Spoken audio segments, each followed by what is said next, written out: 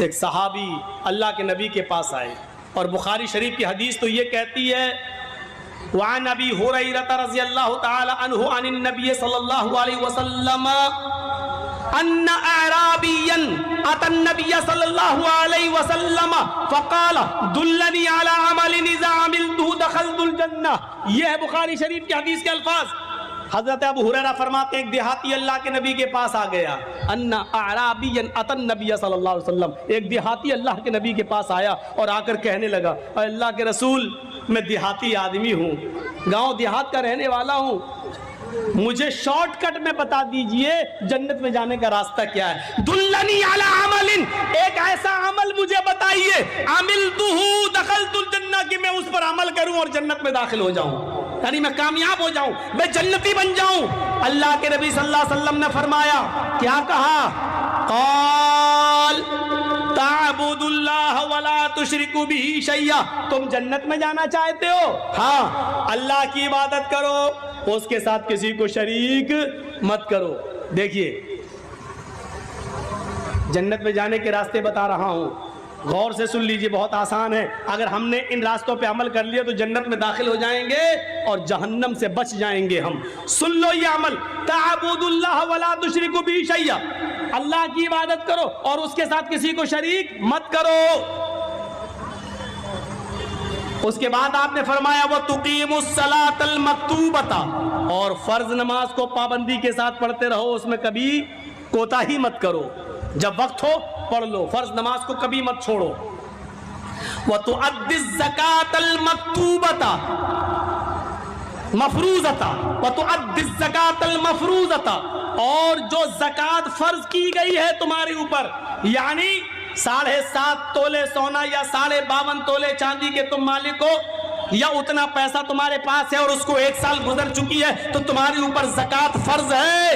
100 روپے میں 2.5 روپے, یعنی 100 روپے میں 2.5 روپے, 40 روپے میں 1 روپیہ, تم زکوٰۃ کو پوری طریقے سے ادا کرتے رہو. اور آخری چیز بتائی وَتَصُومَ رَمَضَان, اور رمضان کے روزے رکھو. اس نے کہا وَالَّذِي نَفْسِي بِيَدِهِ لَا أَزِيدُ عَلَى هَذَا وَلَا أَنقُصُ. آئے محمد صلی اللہ علیہ وسلم, قسم ہے اس ذات کی جس کے قبضے میں میری جان ہے.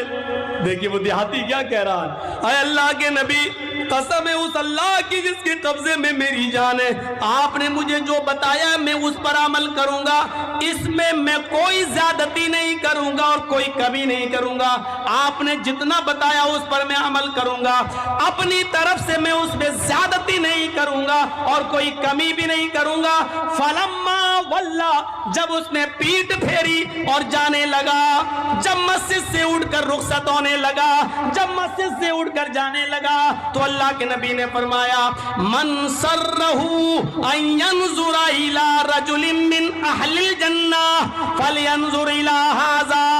آئے نمازیوں, آئے مسجد میں نماز پڑھنے آنے والے صحابیوں, اگر تمہیں کسی جنتی آدمی کو دیکھنا ہو جس نے ابھی تک کسی جنتی آدمی کو دنیا میں نہ دیکھا ہو, وہ دیکھ لے یہ جنتی آدمی جا رہا ہے, دیکھ لے یہ جنتی آدمی جا رہا ہے. یعنی یہ آدمی ہمارے پاس آ کر بیٹھا, اس نے کہا کہ میں آج کے بعد اللہ کی عبادت کروں گا, اس کے ساتھ کسی کو شریک نہیں کروں گا, میں 5 وقت کی نماز کی پابندی کروں گا, میں زکوٰۃ بھی ادا کروں گا اور رمضان کے روزے بھی رکھوں گا, میں کچھ بڑھاؤں گا نہیں اپنی طرف سے اور کچھ گھٹاؤں گا بھی نہیں اپنی طرف سے. اللہ کے نبی کہتے ہیں یہ کہہ کر جانے والا آدمی جنتی ہے, اور جس نے دنیا میں کسی جنتی انسان کو نہ دیکھا وہ دیکھ لے یہ جنتی انسان جا رہا ہے, یہ جنتی انسان جا رہا ہے. یہ ہے کامیاب راستہ, یہ جنتی. ایک اور حدیث کے اندر آتا ہے کہ من صلی البردین دخل الجنہ, جس نے 2 ٹھنڈی نمازیں پڑھی وہ جنت میں جائے گا. لو, ٹھنڈی نمازیں کیا ہوتی ہیں؟ بخاری شریف کی حدیث ہے من صلی البردین دخل الجنہ, جس نے 2 ٹھنڈی نمازیں پڑھی وہ جنت میں جائے گا. 2 ٹھنڈی نمازوں سے مطلب فجر کی نماز اور دوسری عصر کی نماز، یہ دونوں نمازیں ٹھنڈی کہلاتی ہیں۔ یہ بڑا مشکل کام تھا عرب کے لوگوں کی نظر میں۔ وہ رات میں جب تھکے ہوئے آتے تھے سوتے تھے تو فجر میں جلدی اٹھ نہیں پاتے تھے، اور دوپہر میں جب محنت کر کے آتے تھے اور دوپہر میں کھانا کھا کر جب لیٹتے تھے قیلولہ کرتے تھے تو عصر میں نہیں اٹھ پاتے تھے۔ یہ دو نمازیں بڑی بھاری تھیں اور لوگ ان دونوں نمازوں میں بڑی سستی کرتے تھے، اس لیے ان دونوں نمازوں کی اہمیت بتائی کہ ان نمازوں کی پابندی کرنے والا، فجر اور عصر کی نماز کو اہتمام کے ساتھ جماعت کے ساتھ پڑھنے والا جنت کے اندر داخل ہوگا۔ اس کا یہ مطلب نہیں ہے کہ فجر اور عصر ہی کی نماز پڑھیے جنت میں چلے جاؤ گے، مغرب چھوڑ دو، عشاء چھوڑ دو، نہیں میرے بھائیوں، ان دونوں نمازوں میں آدمی بہت سستی برتتا ہے، فجر میں جلدی اٹھ نہیں پاتا ہے، اور عصر میں دوپہر میں محنت کر کے آیا سو گیا تو عصر میں جلدی سے اٹھنے کو دل نہیں کرتا۔ دوپہر میں بھی سونے کا قیلولہ کرنے کے عادی تھے وہ لوگ، اس لیے دوپہر میں بھی نہیں اٹھ پاتے تھے عصر میں، اور فجر میں بھی نہیں اٹھ پاتے تھے، اس لیے نیند سے اٹھ کر نماز پڑھنا مشکل تھا۔ اس لیے اللہ کے رسول نے فرمایا صبح بھی نیند کی قربانی دو اور عصر میں بھی اٹھو، دوپہر کے بعد سوتے ہو تو ادھر بھی نیند کی قربانی دو۔ جس نے نیند کی قربانی دے کر فجر اور عصر کی نماز کو پڑھا وہ جنت کے اندر داخل ہوگا۔ یہ جنت میں جانے کا ایک راستہ بتایا جو کامیاب مومن کی ایک نشانی ہے، کامیاب مومن کی ایک نشانی ہے، یہ راستے بتائے۔ آئیے ذرا معاملات پر آ جائیں، معاملات پر آ جائیں، یہ تو عبادت ہو گئی، معاملات پر آ جائیں اور دیکھ لیں ایک راستہ۔ اللہ کے نبی صلی اللہ علیہ وسلم نے غالباً ظہر یا عصر کی نماز پڑھائی، یہ مجھے شک ہے۔ اللہ کے نبی صلی اللہ علیہ وسلم نے ظہر کی یا عصر کی کوئی نماز پڑھائی، نماز پڑھانے کے بعد سلام پھیرا، السلام علیکم ورحمت اللہ، السلام علیکم ورحمت اللہ۔ اب اس کے بعد چہرہ کر لیا نمازیوں کی طرف، بیٹھ گئے، پڑھنے لگے تسبیح پڑھنے لگے۔ اللہ کے نبی صلی اللہ علیہ وسلم نے دیکھا ایک صحابی اٹھے، بھائی بہت سے لوگ نماز پڑھنے آتے تھے مسجد میں، ایک صحابی اٹھے اور وہ جانے لگے اپنے گھر کی طرف۔ جب وہ مسجد کے دروازے پر پہنچے، چپل اپل پہننے لگے، گھر کی طرف جانے لگے تو اللہ کے نبی نے تمام صحابہ کو مخاطب کر کے کہا من سرہ ان ينظر الى رجل من اہل الجنت فلینظر الى ھذا، جو آدمی کسی جنتی آدمی کو دیکھ کر خوش ہونا چاہے وہ دیکھ لے یہ جنتی آدمی جا رہا ہے۔ پیچھے مڑ کر صحابہ نے دیکھا تو وہ کون تھے؟ حضرت ابو سعید خدری رضی اللہ تعالی عنہ۔ تمام صحابہ سوچنے لگے کہ اتنی لوگوں میں، اتنے صحابہ میں اللہ کے نبی نے انہی کو جنتی کیوں کہا؟ شاید کوئی عمل ہوگا۔ دوسرے دن پھر نماز پڑھائی اور دوسرے دن جب سلام پھیرا تو پھر وہی صحابی اٹھے اور جانے لگے۔ اللہ کے نبی نے دوسرے دن بھی کہا جس نے جنتی آدمی نہ دیکھا وہ دیکھ لے یہ جنتی آدمی جا رہا ہے۔ تیسرے دن بھی آپ نے نماز پڑھائی اور نماز پڑھانے کے بعد جب سلام پھیرا تو پھر وہ صحابی اٹھے اور جانے لگے۔ اللہ کے نبی نے کہا جس نے جنتی آدمی نہ دیکھا ہو وہ دیکھ لے یہ جنتی آدمی جا رہا ہے۔ صحابہ نے پھر پیچھے مڑ کے دیکھا تو وہی ابو سعید خدری۔ حضرت عبداللہ ابن عمر نے کہا 3 دن سے برابر اللہ کے نبی انہی کو جنتی کہتے چلے جا رہے ہیں، پتہ نہیں یہ کیا عمل کرتے ہیں۔ بھائی جتنی ہم نمازیں پڑھتے ہیں اتنی یہ پڑھتے ہیں، جتنا ہم روزہ رکھتے ہیں اتنا یہ رکھتے ہیں، جتنا ہم عمل کرتے ہیں اتنا یہ عمل کرتے ہیں، پھر ہم جنتی نہیں یہ جنتی، ایسا کیوں؟ تو دل میں سوچا ہو سکتا ہے شاید گھر میں یہ کچھ ایسا عمل کرتے ہو کہ جس کی وجہ سے اللہ کے رسول نے ان کو جنتی کہا ہو اور جبرائیل نے بتا دیا ہو کہ اللہ کے نبی جنتی ہیں۔ تو حضرت عبداللہ ابن عمر ان کے گھر چلے گئے اور نوجوانوں ذرا دیکھو ادھر اور عبرت حاصل کرو، ان کے جنتی ہونے کی وجہ کیا تھی؟ کتنا معمولی کام تھا اور ہم اتنا معمولی کام نہیں کر پا رہے ہیں۔ حضرت عبداللہ ابن عمر جب ان کے گھر پہنچے تو فرمایا کہ میں تمہارے گھر رہنا چاہتا ہوں 2-3 دن۔ ابو سعید خدری نے کہا کیوں، کیا بات ہے؟ رہنے کو منع نہیں کر رہا ہوں لیکن وجہ کیا ہے بتاؤ تو۔ کہا کہ میرے باپ سے میرا جھگڑا ہو گیا ہے اور غصے میں گھر جانا نہیں چاہتا ہوں۔ میں چاہتا ہوں کہ 2-3 دن میرے باپ کو میری غیر موجودگی میں میری محبت کا احساس ہو جائے، پتہ چل جائے میں اپنے ماں باپ سے لڑ کے آیا ہوں، اس لیے میں آپ کے گھر رہنا چاہتا ہوں، میں اپنے گھر 2-3 دن جانا نہیں چاہتا۔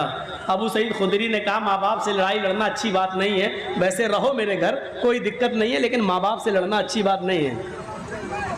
کہا ٹھیک ہے، 2-3 دن کے بعد ہم اپنے ماں باپ کے پاس چلے جائیں گے۔ رہنا شروع کر دیا۔ اب رہنے کا مقصد تو کچھ اور تھا،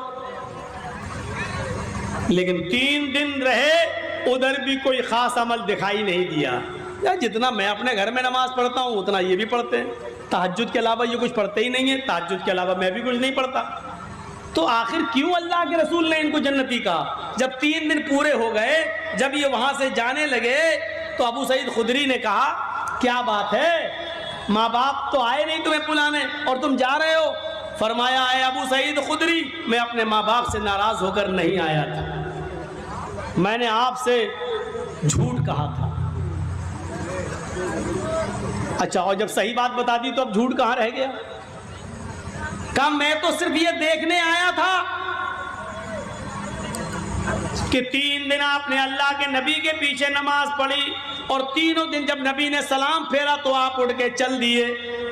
اللہ کے نبی صلی اللہ علیہ وسلم تمہارے باہر نکلنے کے بعد فرماتے تھے کہ جنتی آدمی گیا ہے، جس نے جنتی نہ دیکھا وہ دیکھ لے یہ جنتی ہے۔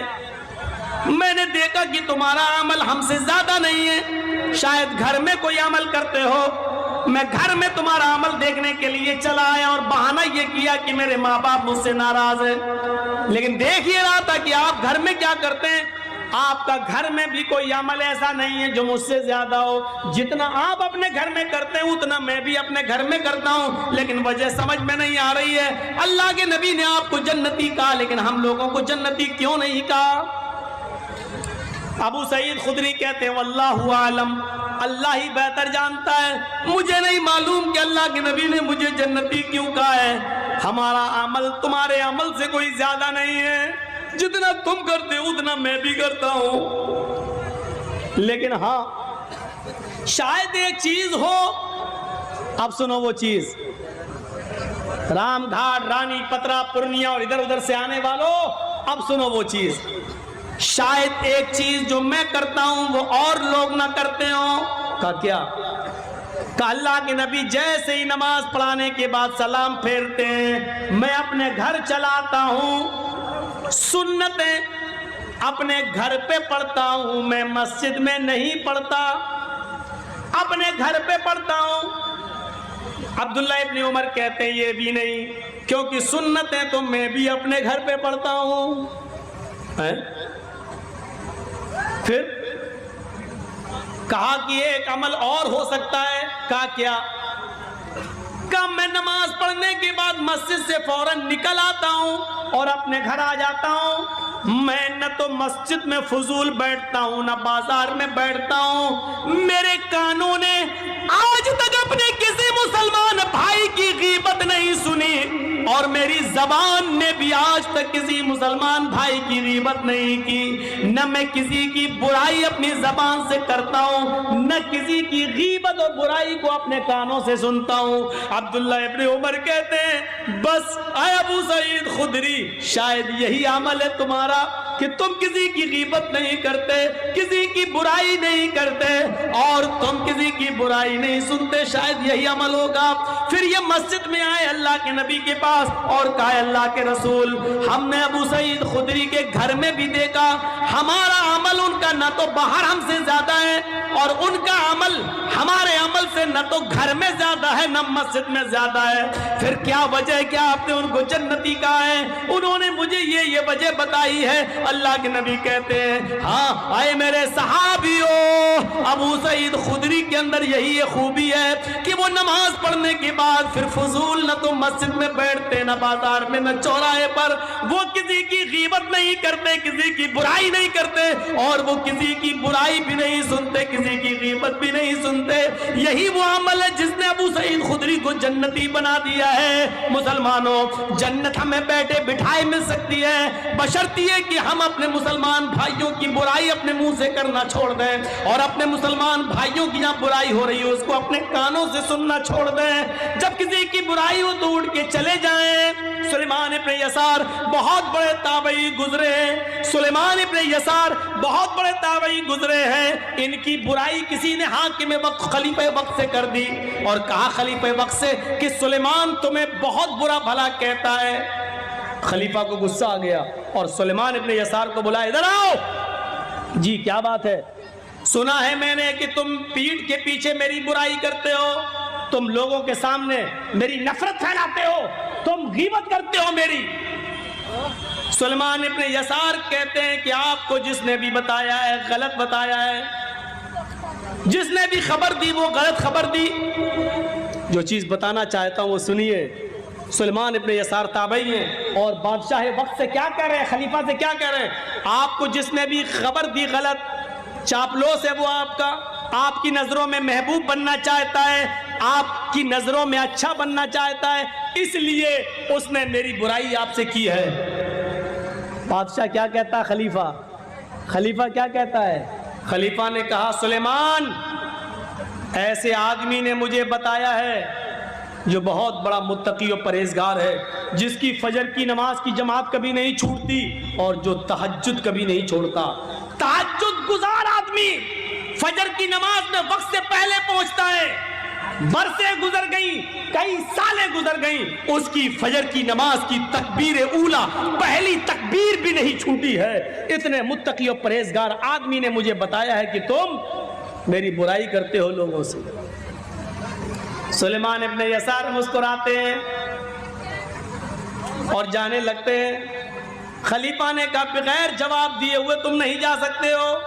آئے سلیمان، بہت بڑے متقی اور پرہیزگار آدمی نے مجھے بتایا ہے، تہجد گزار اور فجر کی نماز کو پابندی سے پڑھنے والے آدمی نے مجھے بتایا ہے، متقی آدمی نے بتایا ہے کہ تم میری برائی کرتے ہو۔ میں نے آج تک اس کو جھوٹ بولتے ہوئے نہیں دیکھا، بڑا متقی آدمی ہے وہ، ہم اس کا نام نہیں لینا چاہتے ہیں، لیکن جس نے بھی تمہارے بارے میں مجھے خبر دی ہے وہ بہت نیک ہے، بہت متقی ہے۔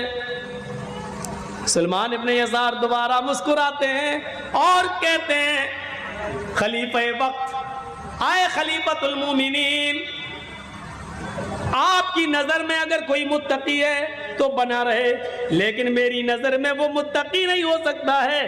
میں نے جناب محمد رسول اللہ صلی اللہ علیہ وسلم کو یہ فرماتے ہوئے سنا ہے، پیٹھ کے پیچھے برائی کرنے والا کبھی متقی نہیں ہو سکتا ہے، کبھی پرہیزگار نہیں ہو سکتا ہے۔ جس نے میرے پیٹھ کے پیچھے میری برائی آپ سے کی اور کہا کہ میں تمہیں برا بھلا کہتا ہوں، وہ متقی کیسے ہو سکتا ہے؟ میں نے اللہ کے نبی صلی اللہ علیہ وسلم کی زبان سے سنا ہے، چغل خور کبھی متقی نہیں ہو سکتا ہے، پرہیزگار کبھی چغل خور غیبت کرنے والا چغل خور کبھی جنت کے اندر داخل نہیں ہوگا۔ لا يدخل الجنت قطات، چغلی کرنے والا، پیٹھ کے پیچھے برائی کرنے والا کبھی جنت میں داخل نہیں ہوگا۔ جس نے میری برائی پیٹھ کے پیچھے کی ہے، جب وہ جنتی ہی نہیں ہے تو ہم اس کو متقی کیسے مان لیں؟ پیٹھ کے پیچھے برائی کرنے والا چغل خور کبھی متقی نہیں ہو سکتا۔ سلیمان ابن یسار نے جب یہ حدیث سنائی تو خلیفہ کہنے لگا، آئے سلیمان، آج تم نے میری آنکھیں کھول دی ہیں، تم ٹھیک ہی کہہ رہے ہو، جو آدمی تمہارے غیر موجودگی میں تمہاری برائی مجھ سے کر رہا ہو، میری نظر میں اچھا بننے کے لیے وہ متقی کیسے ہو جائے گا؟ جاؤ۔ اس واقعے سے کیا پتا چلا؟ چاہے کتنی نمازیں پڑھ لو، چاہے کتنی تہجد پڑھ لو، چاہے کتنی فجر کی نماز پہلی صف میں جا کر پڑھنے لگو، اگر کسی کی غیبت کرتے ہو تو غیبت کرنے والا جنت میں، چغلی کرنے والا جنت میں نہیں جائے گا۔ حدیث ہے لا يدخل الجنت قطات، چغل خور جنت میں داخل نہیں ہوگا۔ یہ حدیث ہے بخاری شریف کی، جنت میں جانے والا جو جائے گا وہ چغل خور ہوگا، وہ جنت میں نہیں جائے گا۔ پیٹھ کے پیچھے چغلی کرنے والا جنتی نہیں ہے۔ یہ کتنا بڑا نمازی تھا، کتنا بڑا تہجد گزار تھا، سالیں گزر گئی، فجر کی نماز کی پہلی تکبیر نہیں چھوٹی، لیکن حضرت سلیمان ابن یسار نے جھٹکے میں کہہ دیا، آپ اس کو متقی مانتے رہیے۔ اللہ کے رسول فرماتے ہیں کہ چغل خور جنت میں نہیں جائے گا، پیٹھ کے پیچھے میری برائی کرنے والا متقی کیسے ہو سکتا ہے؟ جس نے جنتی نہ دیکھا ہو دیکھ لے، یہ جا رہا ہے۔ آئیے ایک دعا ہے، جلسوں میں یہی سب سیکھنے تو آتے ہو نا، ایک دعا سکھلا رہا ہوں تمہیں، اور اس دعا کو اپنا معمول بنا لو. جاؤ، کعبے کے رب کی قسم جنت میں جانے سے کوئی چیز نہیں روک سکتی. وہ دعا کون سی ہے؟ نوٹ کرو، تھوڑی سی بڑی ہے. من قرأ آیت الکرسی بعد کل صلاۃ مکتوبۃ لم یمنعہ من دخول الجنۃ الا الموت. خود اللہ کے نبی نے کہہ دیا کہ جنت میں جانے سے اس کو کوئی چیز نہیں روک سکتی. لم یمنعہ من دخول الجنہ الا الموت، سوائے موت کے، یعنی موت ہی اس کو جنت میں جانے سے روک رہی ہے. جب تک وہ زندہ ہے جنت میں نہیں جا رہا ہے. جیسے ہی مرا، مرنے کے بعد فوراً جنتی، مرتے ہی جنت میں داخل. وہ کون سی دعا ہے؟ فرمایا من قرأ آیت الکرسی بعد کل صلاۃ مکتوبہ، جس نے ہر فرض نماز کے بعد آیت الکرسی کو پڑھنا اپنا وظیفہ بنا لیا، یہ آدمی جب مرے گا تو جنت میں داخل ہوگا. اس کو جنت میں جانے سے سوائے موت کے اور کوئی چیز نہیں روک رہی. دل چاہتا ہے کہ آج کسی کو کھڑا کر کے آیت الکرسی پوچھوں اور یہ دیکھوں کہ مولانا جرجیز کے 20 سال جلسہ کرنے کا کتنا فرق پڑا ہے.